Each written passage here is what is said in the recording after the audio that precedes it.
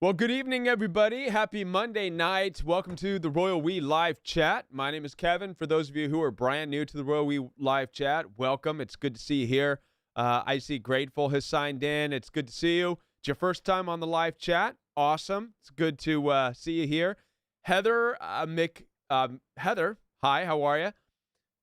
It's good to see you here, too. I'm not exactly sure how to pronounce that last name. I'm sorry, Heather, but it's good to see you here. And Shelly, how you doing? Tanya, how are you doing? Grateful from Ventura, California. California, my old stomping grounds. Yes. How is everything out in California these days? Ever since I moved to the Midwest about 4 years ago, I've been enjoying the Midwest. Hey, Jude, what's going on, brother? It's good to see you here. I'm going to go ahead and post the telephone number. For those of you who are new to Royal We Live Chat, welcome. And for those of you who have been here, welcome back.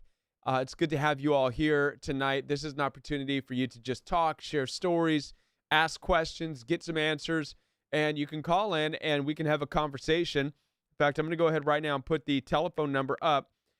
So for those of you who would like to call in and talk live, and there's a few reasons why it's good to talk live. One, you get to get your questions answered.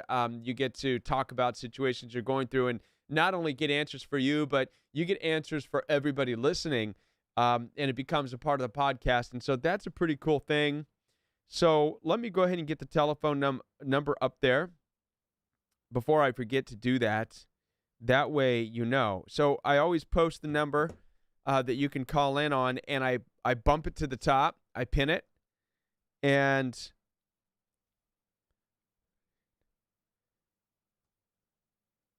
that way, it's not missed, right? Hopefully. Okay. There's the number. Pin it to the top. Boom. Done deal. All right. Well, what's going on, everybody? So we are entering into the fall season here in the Midwest in St. Louis, which means starting to get cold.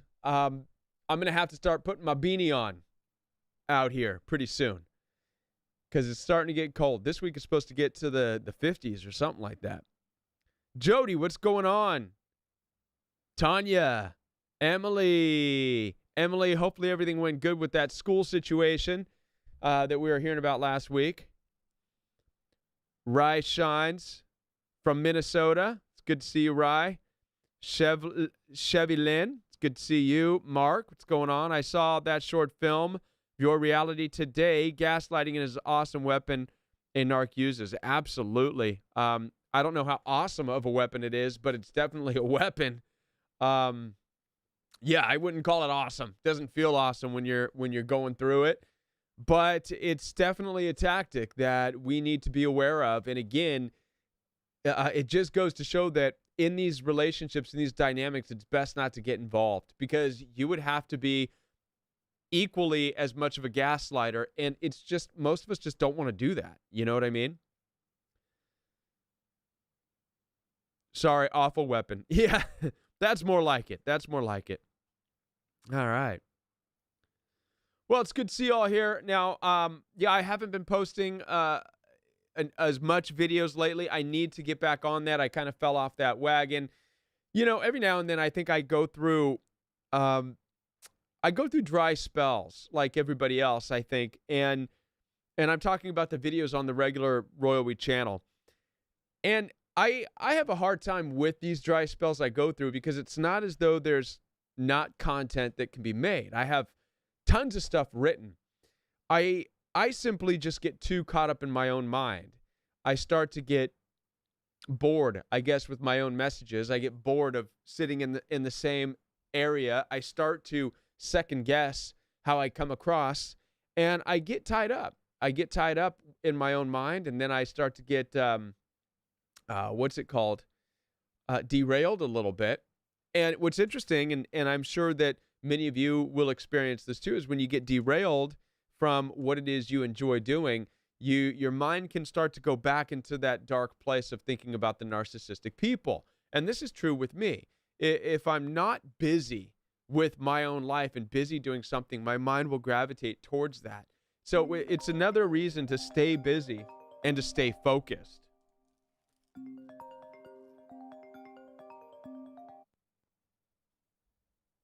Call from Mark Hobbs. Hello, you're live on the Royal We. Hey, Kevin, it's Mark Hobbs. And How you sorry doing? about that typo right there. Yeah, we did see that video called Your Reality. So, yeah, I mean, that really does, outline gaslighting to a T. So Yes, it does. Yes, it does. Anyway, just an update about the whole school. Just update about the whole school situation. Well, me and my wife did have a meeting with the principal, assistant principal, and a social worker. And thankfully, the social worker, she was very understanding where we were coming from, and she pretty much established herself as a liaison between ourselves and the other teaching staff, including the narcissists at our son's school. Okay. So we're thankful for that. That way the narcissistic teacher, will not have any wiggle room, if you know what I mean. I can imagine knowing that knowing how narcissistic people are, it probably infuriated her to have to be involved in that meeting. Because in a way, she herself wasn't involved in the meeting. Oh, she wasn't? No, she wasn't. It was just ourselves, the assistant principal, the principal, and the social worker. The narcissist wasn't involved. Okay, good. Yeah, no, typically when these types of things backfire or when they're kind of called out, it infuriates them. They don't like that, Yeah. But good for you guys for stepping up and for doing that. Yeah, we never backed down, and I even did educate my wife about what her rights are, just in case child services shows up for no apparent reason. Right. Yeah. Yeah, that way she stands her ground just in case it does happen again. So hopefully it doesn't. Hopefully not. That's what you did is right on. I appreciate that, and I appreciate you calling back to share with us. You do what you had to do, talk to the principal, talk to the social worker, and hopefully just squash that and at least put it on the radar that that particular teacher is kind of problematic in that way. And that's really all you can do. That's all you can do, and then leave it in their hands. And sometimes that's all you need to do. Sometimes we can get kind of crazy and start to want to, throw people under the bus, and then you know what I mean? And then that takes your credit away. So a one-time meeting saying, hey, what's up with this? And bringing it to everybody's attention and then backing away from it puts that teacher on the radar. And now it's probably just kind of a standoff. She's not going to do anything because she doesn't want to look like the bad one. And she's going to wait for you guys to do something so that she can make you out to be the bad ones and call Child Protective Service. You know what I mean? So it's kind of best just to let it rest. Let it rest unless something bad happens again. Oh, absolutely. And another thing I did do, another tool in my arsenal, is I got a recording of the whole meeting. Right? Oh, cool. The second it started, okay. I had the assistant principal email me a copy of the meeting, just to keep it for my records. Yeah. Well, good. It's good to hear. Yeah, make sure y'all keep a record of everything, that goes on if your character is coming into question. So that sort of thing. Yeah. Good. It's good to hear. Thank you. Thanks for keeping us up to date with that. All right. God bless the Royal Way. All right. Thanks, Mark. Bye. Awesome. Yeah. So for those who are new to Royal We Live Chat, last week, that's Mark. He called in, or his wife called in, talked about an issue they were having with the school teacher, and we talked about a little bit about what they could possibly do as far as meeting with the principal and whatnot to talk about this, and they did that, and that's great. Sometimes you just got to stand up for yourself and say, listen, this isn't cool, and just bring it to people's attention. And, I made a video today exactly for this point. Oftentimes when we are in toxic relationships, and by the way, if you're dealing with a narcissistic teacher at school with your children, that automatically puts you in that relationship, right? Because you are the caregiver of your child. I mean, you're the parent. So obviously, if your child is in a threatening situation, then that drags you into it as well, right? And so the video I made today, and I uploaded, if you haven't gotten a chance to see it yet, it's about not getting stuck in the trap of second guessing what you said. Did you say the right thing? Did you do the right thing? Did you not do the right thing? And the reason is because oftentimes we can do things and stand up for ourselves and say things and make a case, and then it doesn't work out the way we want. Narcissistic people take it as an offense. They may fight you, and so you can start to feel like you have to walk on eggshells. You can't say anything. And I make the case in the video today that I uploaded that it doesn't matter. With narcissistic people, it doesn't matter if you shut them down, if you stand up for yourself, if you defend yourself, or if you are nice to them. They're still narcissistic at the end of the day. They're still likely to cause problems for you or for your children. So in cases like this, like what Mark did and his wife, and I appreciate this, is that they didn't do anything expecting anything from the teacher, right? We talked about this. She's going to be a narcissist, so it doesn't matter. But what you do in these situations is you authentically show up and just speak from something that makes you feel safer. And this is true for dealing with any narcissistic person, whether it's a boss, an ex, a friend, an in-law, a family member. If you're worried about coming across a certain way, if you stand back and say, should I have said that? Or, then that means you're still worried that you are the reason for their narcissistic abuse. You're not. So once you accept that they're just narcissistic people and that's just what you're going to deal with, then you're going to be able to be more authentic. You won't feel the pressure of feeling like, ooh, I don't want to anger them. And instead, you'll just say whatever makes you feel safer in the moment. If that means you have to tell somebody to shut up, be quiet, or to leave, then you can do that. Why? Because it's what makes you feel safer at that moment, right? And so that's an important thing.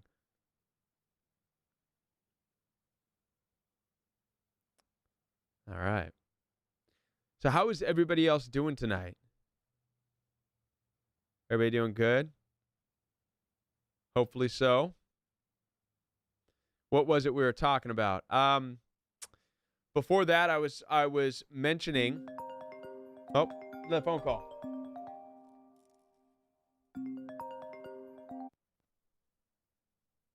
Call from Jack Lumen.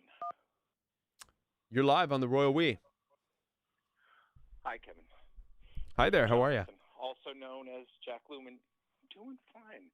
I just wanted to build on what Mark and Emily have been talking about these past 2 weeks, because my wife and I, we also have a son, younger kid with high functioning autism.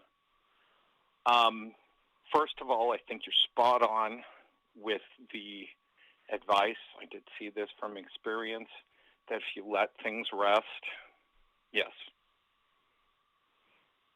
If you let things rest, what?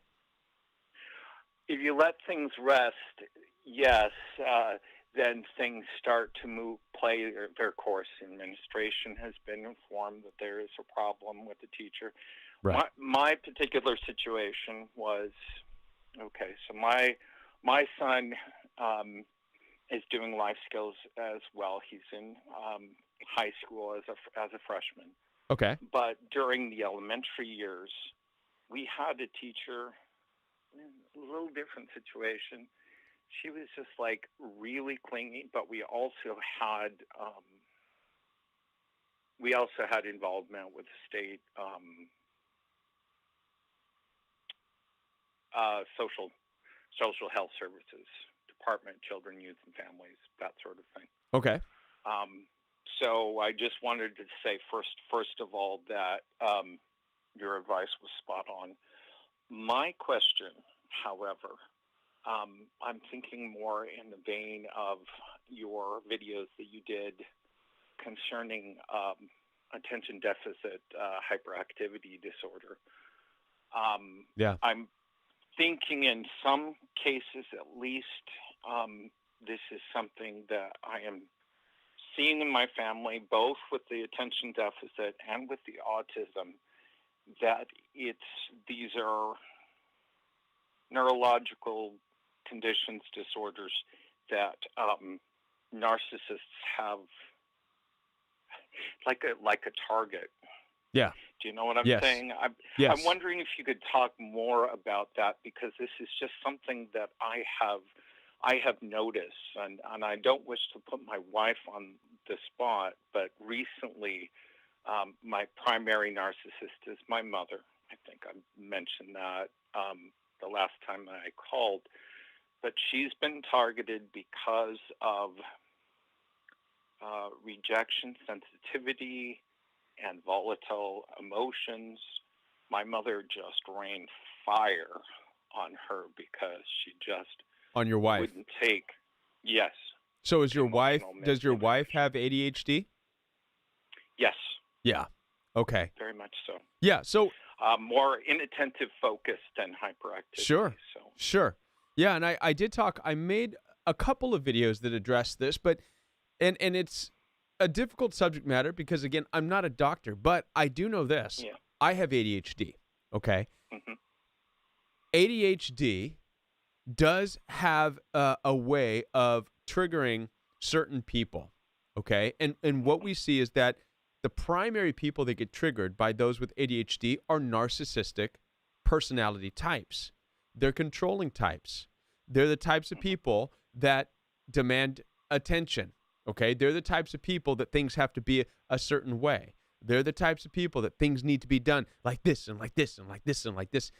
And you add that to you add that. I have an enabler uncle that did this as well. You can see how the narcissistic flees and such. Sure, you add that to a narcissistic sense of grandiosity, which they are the most important thing. They're all knowing, they're all powerful, and automatically, Mine an only child, a de facto only child, but go on. automatically, when a person with ADHD who tends to be more carefree, we tend to be very carefree individuals. We don't intend to hurt anybody. But if we walk into a room, we're the type to say, "Hi, how you doing?" and it's kind of like the dog in the movie Up, squirrel. And we're instant. Oh, I haven't seen that movie yet. Okay, but so okay. but those who've seen the movie Up will get it, right? There's a golden retriever puppy. I would say people with ADHD are commonly like golden retrievers. We are, if you know anything about that breed of animal, Yes. fun loving, hyper, energetic, and always just want the best in any situation. But the problem is, it's like easily distracted. So you can go in and you're all happy to see someone, then, oh, squirrel, distracted. And then you can go and talk to someone else. You can go do something else. And so what this does automatically, narcissistic people, instantly their grandiosity is challenged. And this is where it becomes difficult because you don't know why they're becoming so angry with you. And I struggled with this when I dealt with my in-laws, for example. Wow. And my wife had to help me to understand some things about my personality that her family was having a difficult time with. I would walk into the room like a beam of sunshine because that was just my personality. I'd like to just, hey, what's up, everybody? How's it going? How you doing? And what ADHD people do is we don't stop to really assess the tone and the temperament of the room. Instead, we bring our own energy into the situation. And what we have to learn as people with ADHD, sometimes we have to learn how to be better at assessing, wait, what's the temperament of the room? Because as you know, if you walk into a room with people who are somewhat down or more aggressive or more serious, and then all of a sudden you're this beam of sunshine walking into the room that's hardly really paying attention to people, but just kind of darting back and forth, and then they're going to be like, F you, coming in here acting like you're all this and that and happy, and you know what I mean? And but again, people with ADHD, we don't realize it. Kevin, I think it's been said that narcs will use others to regulate their emotions. This is kind of a reaction, if I understand it right. And I was thinking some of the things that you said regarding attention deficit, it seems like it overlaps, even though it's a different angle, with the autism spectrum. see, my situation. I'm not sure if ADHD overlaps with autism. I'm not too. Well, I don't mean the symptoms. I mean Okay. that the narc reaction can be Sure. similar. Because for me, although I don't have attention deficit, I'm probably like on the edge of the spectrum, Asperger's. And I'm sorry if I'm putting you on the spot again, Emily. We had talked about where there's similarities, where ADHD runs in families. There's, family members bordering the spectrum. That seems to be rather true with autism as well. Right. And just saying, I see some similarities because I got the full Asperger's treatment as a child. My parents decided to nickname me the little professor because I liked to talk about things, but I had trouble with the social skills, saying, for example, and, so what do you think of that? That sort of things, missing the social cues about the information that I was sharing. Right. And I was also ashamed for mispronouncing words because I learned them from a reading context, but hadn't really learned the word in conversation. And I correct just on a whim. Yeah. I don't mean to. I just do. Well, listen, I would say that if you're understanding the different personality types is the first step. So if you understand that you or your wife or somebody has ADHD, then you also understand that other people you're dealing with have narcissistic personality disorder, then you just have to have that understanding that this is what it is. And so what it means is that, one, you're going to have to limit your time with people who are narcissistic. And then two, right. But with that, you just have to understand, listen, that's their personality. And by the way, ADHD is no worse of a disorder than narcissistic personality disorder, right? It's just that they're opposites. Where ADHD is about complete independence. You can look at ADHD people as like butterflies, okay? People who are narcissistic are just on the ground trying to catch the butterflies because they hate them. They hate the fact that there's butterflies flying around because they don't fly like that. So, so you just have to accept who you are and keep flying and find where you belong. Again, I think this world, one of the things we miss. I take care of myself. Yeah, one of the things that we miss in this world is we think that we have to get along with everybody. That's like saying that butterflies have to hang out with birds. They can't. They're just gonna. I love butterflies. Yeah, they Birds just. You're possibly going to eat those butterflies. Exactly. Butterflies are my spirit animal. And so this is it. So we have to understand that there are just people, and sometimes it's family members that we just don't really belong with. And it's not going to ever be anything other than tension, because it's just, unless we learn to accept, okay, this is their personality type, this is my personality type, so you just got to be careful, because you don't want their negativity. You don't want their negativity to drag you down. I'm getting you, Kevin. Let me put you where I'm at, although I'll save details for another conversation, another call.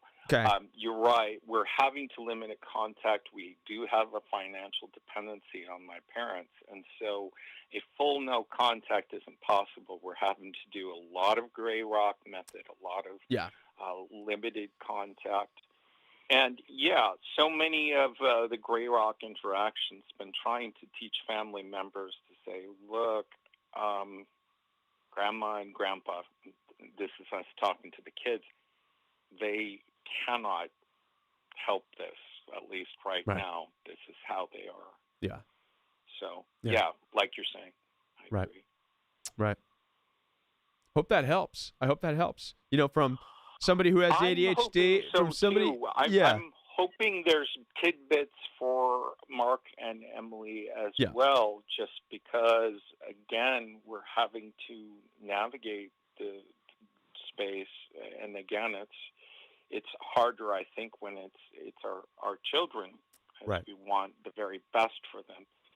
But again, it's trying to say, okay, this teacher's this way until we can. That's ADHD children and autistic children have a particularly hard time with teachers, especially if the teachers are more of the narcissistic type. He has both. Yeah. He has both attention deficit and high functioning autism. So both are there. I wish Mark and Emily were in a better situation. We were in similar straits. Things are much better now. Okay. That's what I'm hoping is their situation will shift just enough that, okay, now we've got a good teacher. Right. The one that was a problem has been left behind. That's why I said I remember from experience what you were saying is... Oh. I accidentally cut off the wrong person. I'm sorry about that. I didn't mean to cut that off.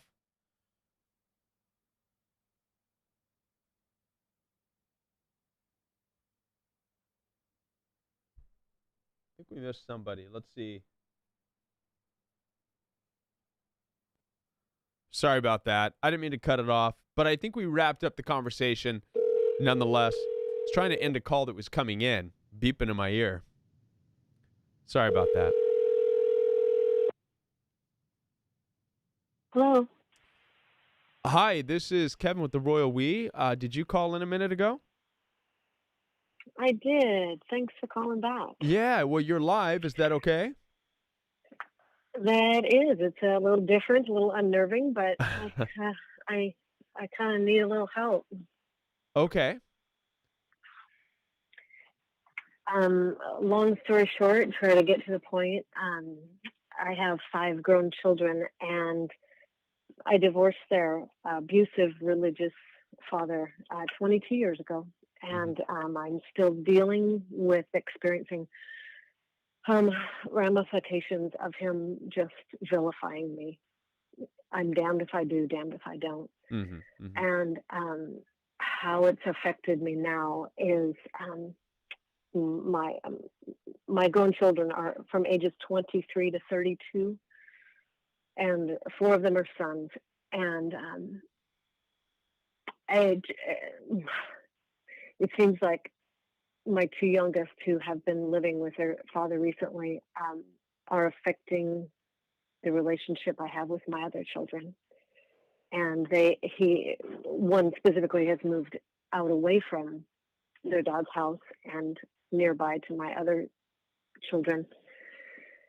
And now I've been just completely ignored and rejected, and I don't know why.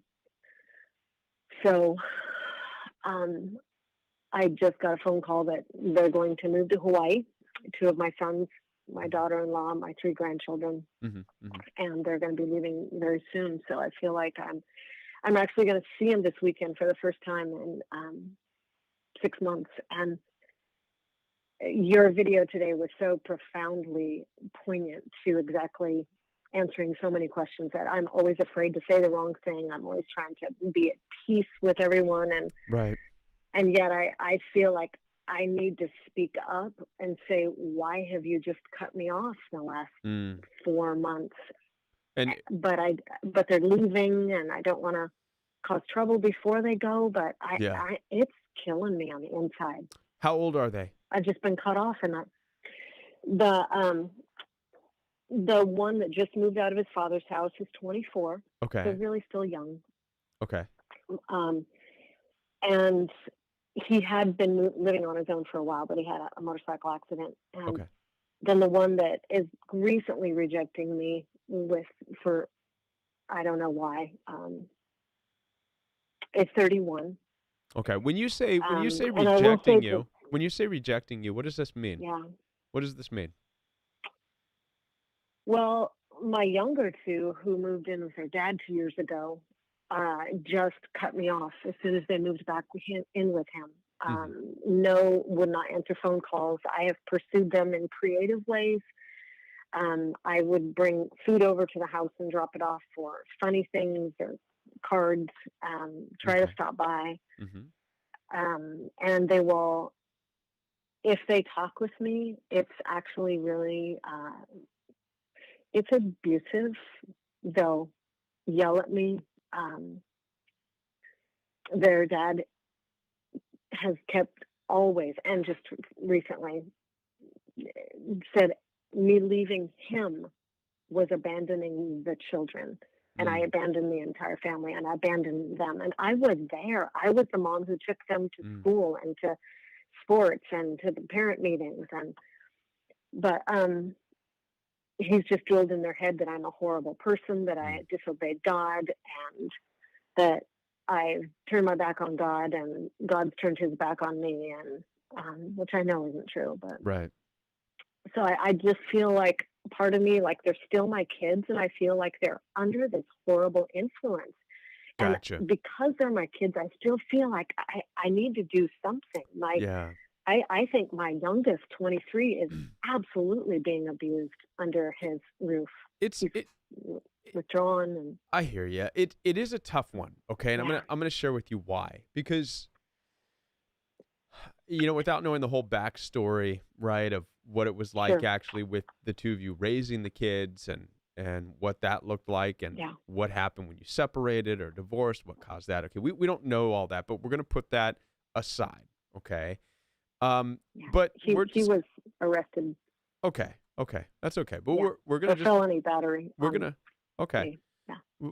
But we want to focus now on the kids, right? And here's Yeah. Yep. the- Absolutely. the most troubling thing that you're going to have to consider, all right, and in this phase in your life. I think it's the one thing that probably no parent really wants to consider and really wants to deal with. And this is when your kids grow up and are no longer your kids. Okay. Yeah. I think that as parents, we think that they're forever ours. And it's especially problematic if we are no longer married and we find ourselves feeling alone and feeling like we are in need of family. We're in need of something. And I think that as parents, we got to be careful that we're not leaning on our kids who are adults now and who are having families of their own. Okay, another key word, families of their own, because that's the natural progression of things.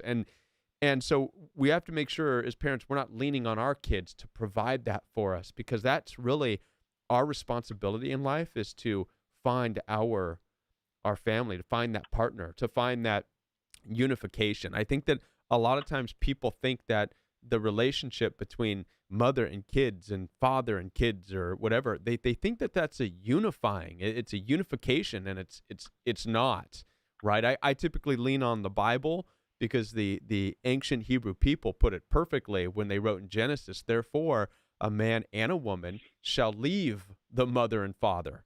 Okay, and I think we need to understand what leave the mother and father means, because back then they didn't have Facebook and Instagram and social media and all these things that keep people connected. So when it was leave, it literally, people left, right? And then you have Jesus in the New Testament when he was at the age of 33 doing his ministry, and people were running to him saying, Jesus, your mom and your brother want to talk to you. Jesus' response was, who is my mother?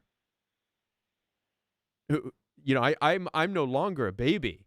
I'm no longer suckling on her breast, right? I have a ministry. And he pointed to his disciples and he said, these people right here, this is my mother and my father and my sister, my brother. This is my family, because this is the life I'm living. So I think the reason I'm sharing this with you is because we need to put in perspective that when our children turn 30, and 23 is still young, but still he's coming into adulthood. It's that time where we unfortunately have to, as parents, let go of needing them to be our kids. We have a very short time where our children are our children, and that's when they are little, and we raise and guide and nurture them. And then they hit this age where they're adults, and then it becomes 100% their decision. And if we created a bond with them early on in life and they stick around forever, great, right? Some parents are like, okay, you're sticking around too much. Go get a job, right? Go, leave, right? But then sometimes the opposite can happen, where they become independent people who really just want to get away from mom and dad, and they're looking forward, like your 31-year-old. He's getting ready to move. He's like, I'm out. Peace out, guys. I'm out. I'm going to live my life. I'm going to have my family. And I think in a way, if you want to have a good relationship with them, I think the best thing you can do, especially for the 31-year-old, is honor that. You know what I mean? Be a fan of them, honor it, say, I'm glad you're moving on. I'm so excited for you to go and start your family.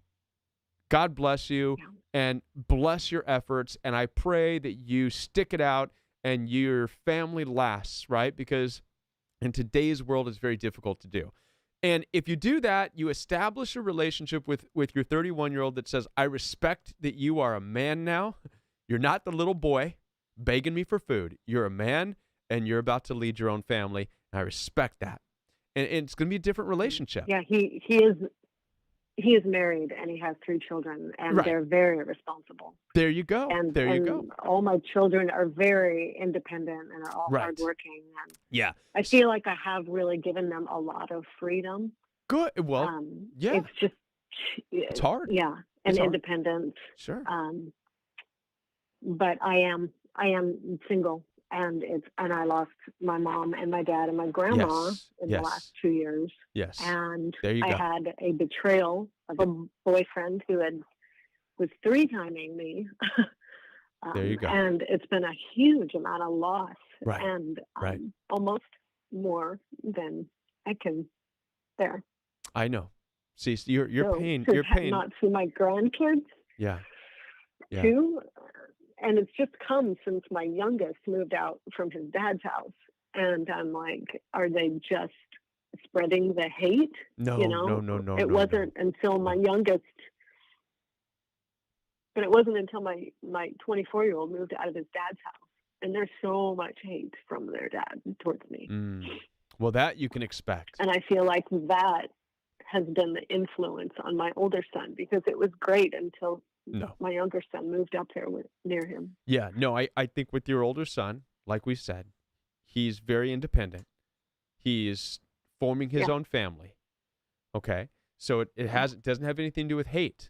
And so again, this is where we have to be careful and watch out. You know, we can easily think, well, my son now hates me. No.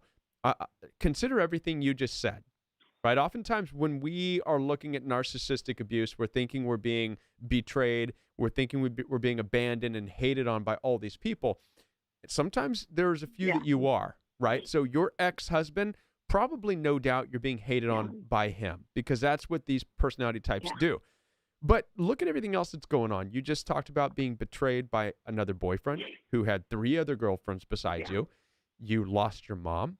So you're in this, and my dad and my grandma dad and your grandpa. So you're at this place and where your grandma and your grandma. So you've lost everybody, and so that's the real pain.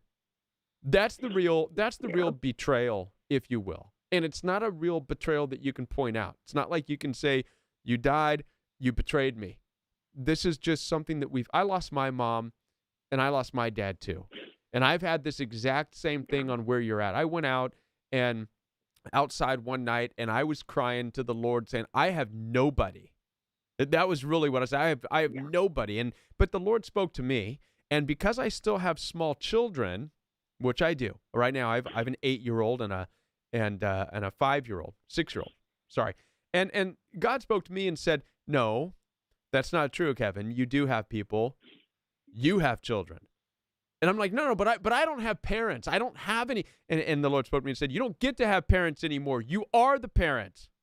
Do you understand that? And it was a difficult thing for me. And I know you're in this place where you don't have any of that. But again, I share the difficulty with you, because it's, even in that moment, I felt like, well, I don't have anybody to go to.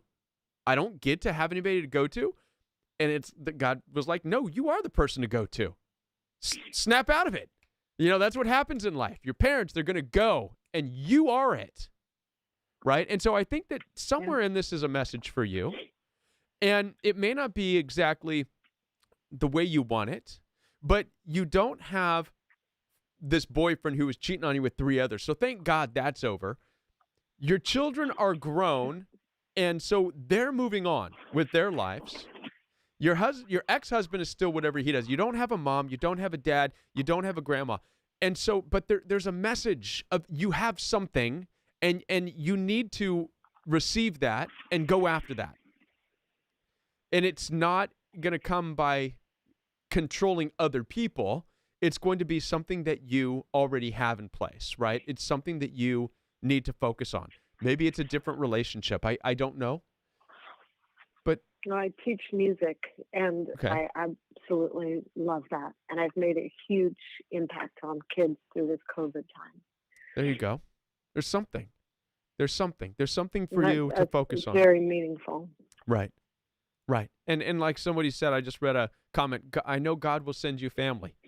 And that's exactly it. If it's family that you're missing out on, God will send you family. Yeah.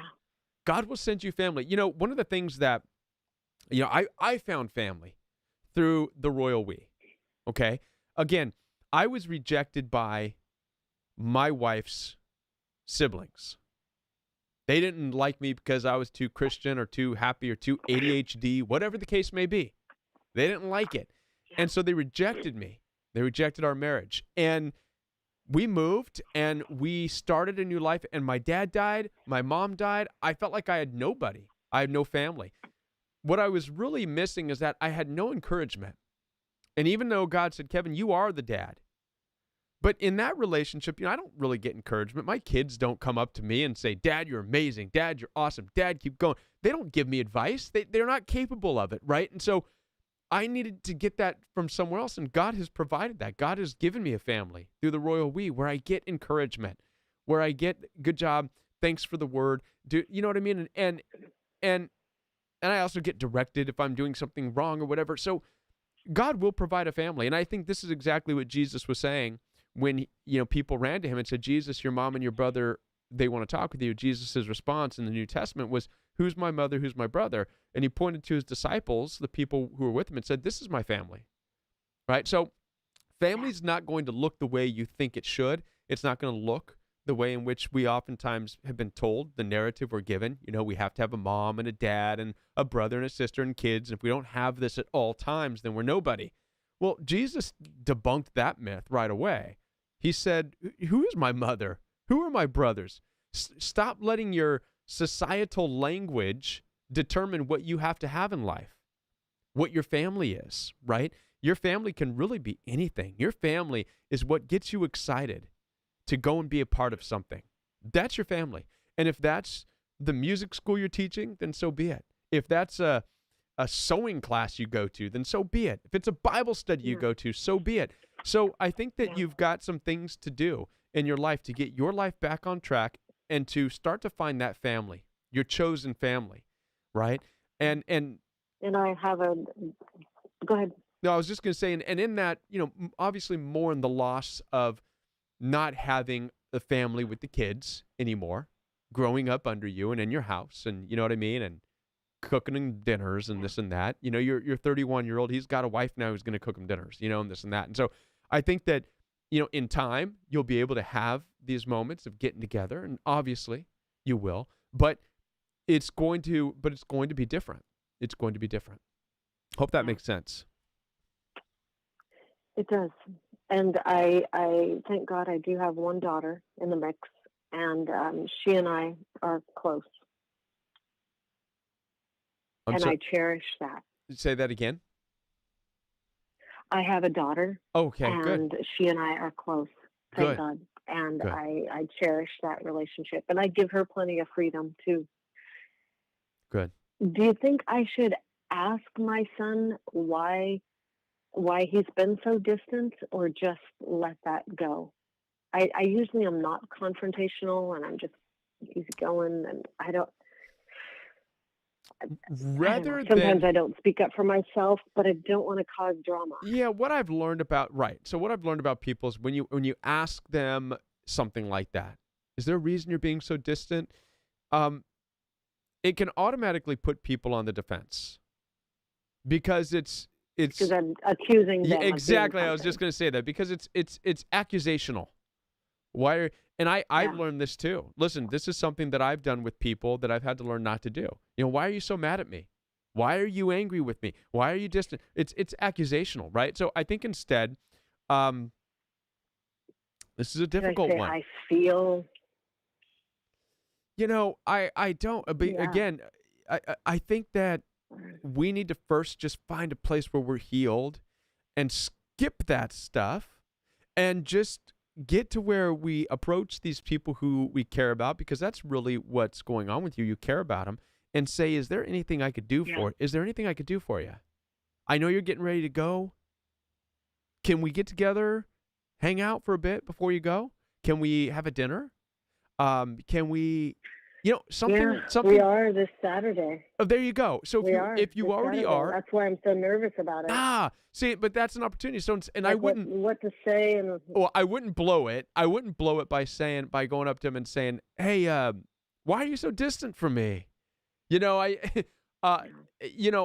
don't want to blow it before he leaves. Because what it's going to be doing is it's showing that, a couple of things, one, the accusational aspect, but two, you're looking for affirmation, which you don't need to find affirmation from your kids, right? I don't look for affirmation, that type of validation from my kids, right? That's the validation of feeling. But I do look for respect. I do look for being treated with respect, and how they have treated me has been really disrespectful and horrible. Yeah, really. Well, obviously, if you're being called names and you're being mistreated, saying no, you don't put up with that type of stuff. You know what I mean? Obviously, but if that happens, you have every right to correct it. If you have every right to correct it right then and there. That's not nice, or get up and leave. That just comes down to having your boundaries intact and your values intact, and what you will and won't be around. And but if it's not balance. Boundaries. If it's not that, then really just be there to see them off, to be supportive of them, and somehow in the back of your mind focus on and convince yourself that you have a life waiting for you that doesn't include them, doesn't include your sons, doesn't include your ex-husband. It's a life of your own. That's sad. Huh? That's sad.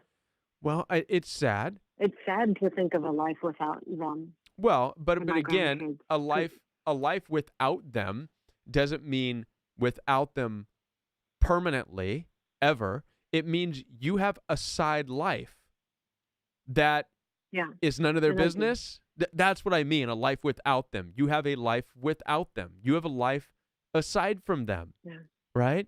You have you have you have perhaps maybe your own love interest. Okay, that would be a life without them. That would be a life aside from them. So I guess my point, what I'm trying to tell you, is that you need to somehow draw up the strength. Even though you're going through a difficult time, you lost your mom, you lost your grandma, you lost your dad, you were betrayed by this one relationship, somewhere find the strength in your subconscious to know that you've got to get back on track to having your own life aside from them. That's a better way to put it. Not a life without them, but aside from them. And that I like that. That makes a lot of sense. Aside from them. Aside from them. And that you still care for them and you're still there for them. If they want you there. And if they don't, and this is the harsh truth, if your kids don't, if your sons don't, which it's a possibility. And I say it's a possibility because it doesn't necessarily mean they don't love you or care for you. It just means they are too busy trying to figure out life for themselves to really give you what you need, right? So if it comes down to that, you got to find the acceptance and the understanding to let them go, right? It's kind of like that thing of being able to say, okay, goodbye, be blessed, right? I think that, and you have every right to be sad.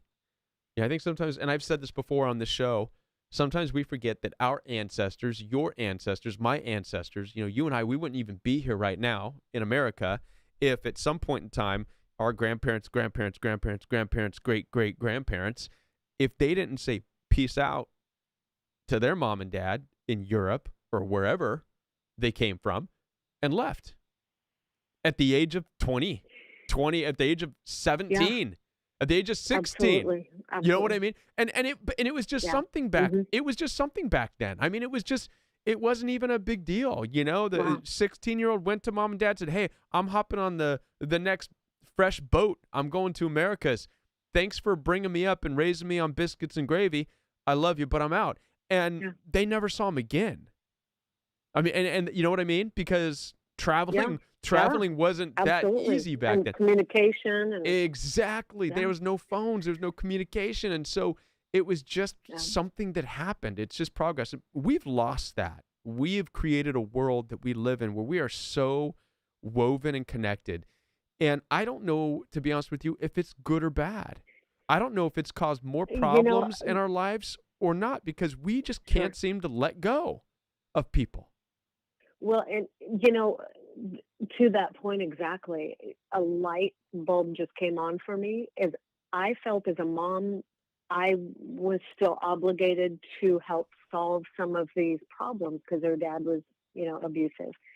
And I felt like I was still supposed to take on that role. And I literally have been crying out loud, like, am I abandoning them now if I'm not trying to help them solve and get through this?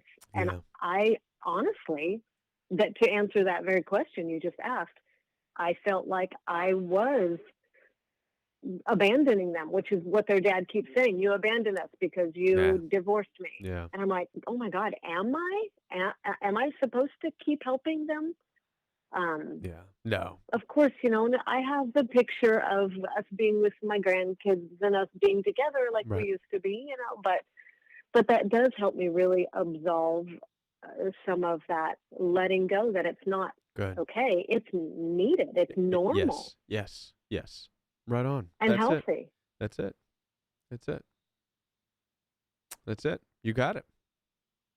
Well, listen, I'm glad that you called, and I hope that helps you, at least tonight. You can't see me, but I'm smiling right now. Oh, good. That's good news. You. Well, listen, thank you for calling in. And I'm going to go ahead and wrap up this phone call. And thank you for calling in. Appreciate it. Sure. Thanks for taking my call. All righty. Have a good night. Okay. God bless. That was a great call. We had great calls tonight. I really appreciate the phone calls tonight. I appreciate the call-in asking about ADHD, and I apologize that we got cut off early. I really do. Phone calls came in. I tried to hit decline, and it cut them all out, and then I thought I was calling them back, and it ended up being somebody else. I apologize for you. But I appreciated that question about ADHD. I appreciated this question tonight as well. And I'm grateful that all of you are here tonight. Thank you for being a part of the Royal We live chat. I'm going to go ahead and wrap it up so that we don't run out of battery. I want to thank all of you for being here. I will have videos posted on the Royal We channel all throughout this week. Saturday morning is Royal We Fellow.